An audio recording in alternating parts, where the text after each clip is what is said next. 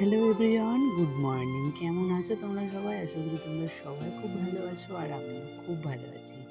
Indra for প্রিয়া ব্লগের নতুন একটি ভিডিওর সঙ্গে তোমাদেরকে অনেক স্বাগত জানাই। আজকে জানো তো অনেক সকাল সকাল ঘুম থেকে উঠেছি। কারণটা জানো তো, আজকে একটু বাইরে ঘুরতে যাব। সেই আনন্দিত একটু ঘুরতেই হবে, কারণ বাড়িতে তো অনেকগুলো কাজ থাকে, খাওয়া দাওয়া করতে হবে, রান্না বান্না থাকে, ঘর মোছা, বাড়ির যা বাসি কাজ বাজ ছিল সেগুলো তো তোমাদের সঙ্গে কোনো কিছু শেয়ার করিনি।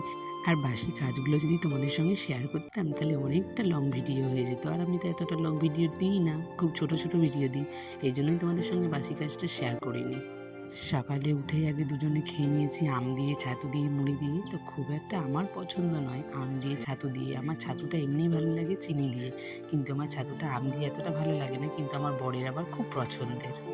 বরের পছন্দ হলে তো কিছু সময়তে নিজের যে সেই জিনিসগুলো পছন্দ করতে হয়, তাই একসাথেই নিয়ে নিয়েছি আর দুজনে একসাথে খেয়ে নিলাম। কিন্তু খুব ভালোই লাগছিল খেতে। ও বলে খেতে, কিন্তু আমি কোনোদিনও খাই না, কিন্তু ভালোই লাগছিল খেতে।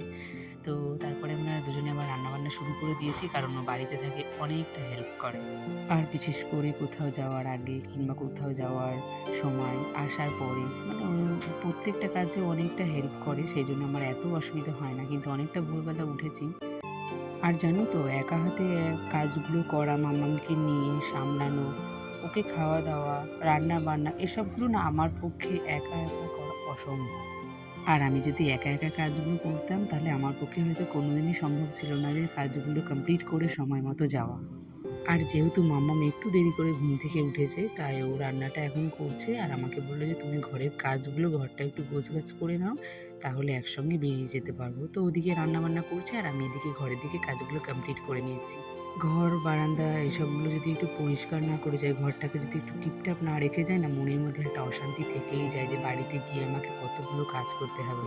এই ভেবে আমি যেখানে যাই অন্তত একটু চেষ্টা করি ঘর বাড়িটাকে একটু গুছিয়ে যাওয়ার, যেন মনের মধ্যে শান্তি থাকে আর বাড়িতে এসে আমাকে কাজটাও কম করতে হয়। আর দেখো আমরা রাস্তাতে বেরিয়ে গেছি আর মেয়ের মুখে কত আনন্দ, মানে দুজনেই খুব খুশি। তো দেখো নৌকাতে আর তোমাদের সঙ্গে বেশি কিছু শেয়ার করতে পারিনি, কারণ প্রচণ্ড গরম ছিল, সেই গরমে আর ভিডিও করার মতো কোনো মুড ইচ্ছে কোনোটাই ছিল না। তো এই যে এখন ওর অফিসে এসে গেছি, আর সত্যি ও বাড়িতে থাকলে বোঝা যায় না যে বাইরে কতটা গরম।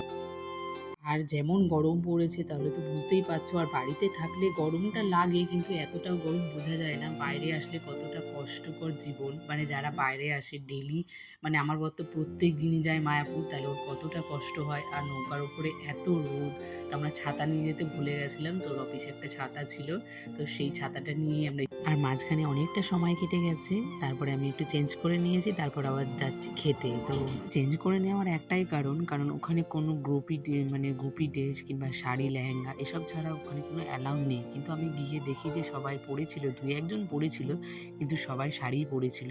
যেহেতু ওটা হচ্ছে মানে স্পেশাল গেস্টের জন্য, তো স্পেশাল গেস্ট হলে তো একটু তো ভালো হবে, সেটা তো বুঝতেই পারছো। তো এখানে দেখো আমরা এসে গেছি আর তোমাদেরকে বলাই হয়নি যে আমরা কী কারণে আমাদের আজকে আসা।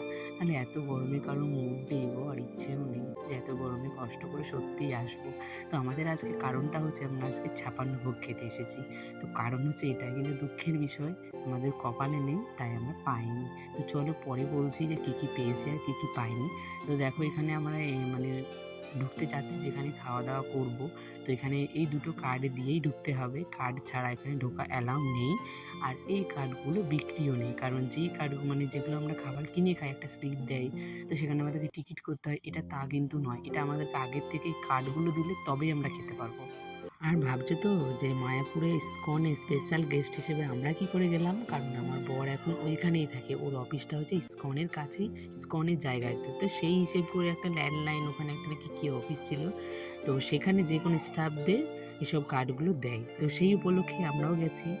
আর সত্যি গো বাইরে যতটা কষ্ট করেছি ভেতরে গিয়ে এতটাও কষ্ট হয়নি, কারণ স্পেশাল গেস্টের জন্য তো স্পেশালই হয় সব সময়। তো এখানে ভেতরে অনেকগুলো এসি ছিল, ফ্যান চলছিল, তো একটু আরাম করে বসেছিলাম, মনে হচ্ছে এখানেই থেকে যাই, এত গরম বাইরে আর এত রোদ, ভালো লাগছিল না। তো খাওয়াটা খুব ভালোই হয়েছে, কিন্তু দুর্ভাগ্য আমরা ৫৬ ভোগ খাইনি, আমাদের আগে যেগুলো দিয়েছে সেগুলোই ছিল না। আর কেন ছিল না জানো তো, কারণ আমাদেরকে ডেকেছিল একসময়, আমরা গেছি আর এক সময়, তো আমাদেরই তো এটা ভুল হয়েছে, তো আমরা কি করে পাই বলো। তো আমাদের যেতে অনেকটা দেরি হয়ে গেছিলো, তো আগেই যেতে হতো, তাহলে হয়তো ৫৬ ভোগটা পেতাম। তো সেখানে আমরা ওই ৮-৯ রকমের পেয়েছি। তো এই দিয়ে আমাদের খাওয়া দাওয়া খুব ভালো হয়েছে, যেখানে আমরা স্লিপ দিয়ে খাই তার থেকে অনেক ভালো। ভালো তো হতেই হবে বলো, না হয়ে যাবে কোথায়? তো এখানে মায়াপুর ইস্কনে দেখবা যে কোনো খাবারই সেটা ভালো লাগে, সেটা বাড়িতে রান্না করলে কিন্তু একটু ভালো লাগে না। কিন্তু আমি ওখানে দেখেছি সবচেয়ে একটু কুমড়োটা বেশি। আমরা দেখো বাড়িতে কেউ কুমড়ো খায় না, কিন্তু ইস্কনে গেলে সবাই আমরা কুমড়ো দিয়েই ভাত খেয়ে আসি। খাওয়া দাওয়া করে এসে আমার শরীরটা আর ভালো লাগছিল না, তোকে বললাম একটা ঠান্ডা এনে দাও। তো ঠান্ডা আনতে গিয়ে আমাকে কি কিনবে না কি একটা এনে দিয়েছে, আমার সেটা একটু ভালো লাগেনি, আজকে ফার্স্ট খেয়েছি। তো কি করবো বলো, এই ঠান্ডার মধ্যে আমার মাথাও যন্ত্রণা করছিল, যেহেতু বাড়ি থেকে ফ্রিজের জল নিয়ে গেছিলাম। তারপরে সরি গো, কিম্পা না, ওটা ক্যাম্পা। তো দেখো আমরা তারপরে সন্ধে হয়ে গেছে, বেরিয়েও পড়েছি, কারণ আমাদের যাওয়ার পথে আরও একটা কাজ আছে। আর আজকে জানো তো মায়াপুরে একটু প্রচণ্ড ভিড় ছিল।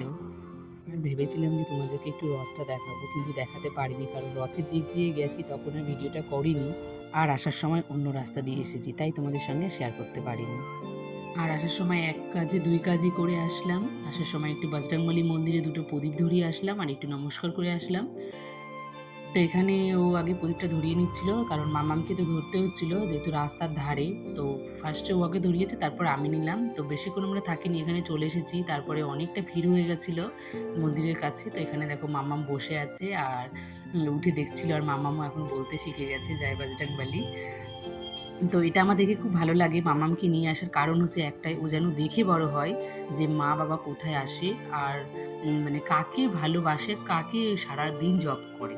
তো এটা আমার এই জন্যই মামামকে নিয়ে আসা, কষ্ট হলেও মামামকে নিয়ে আসি। আর মন্দির থেকে আসার পথে মামাম বলছে একটা পুটি খাবে, কারণ সারাদিন ওর আজকে ঠিকঠাক করে খাওয়া দাওয়াটা হয়নি আর গরমের মধ্যে গেছে। তো ভাবলাম যে চলো ওকে আজকে পুটি কিনে দিই। তো চলো আজকের ভিডিওটা আমি এখানে এন্ড করছি। টাটা, গুড নাইট সবাইকে।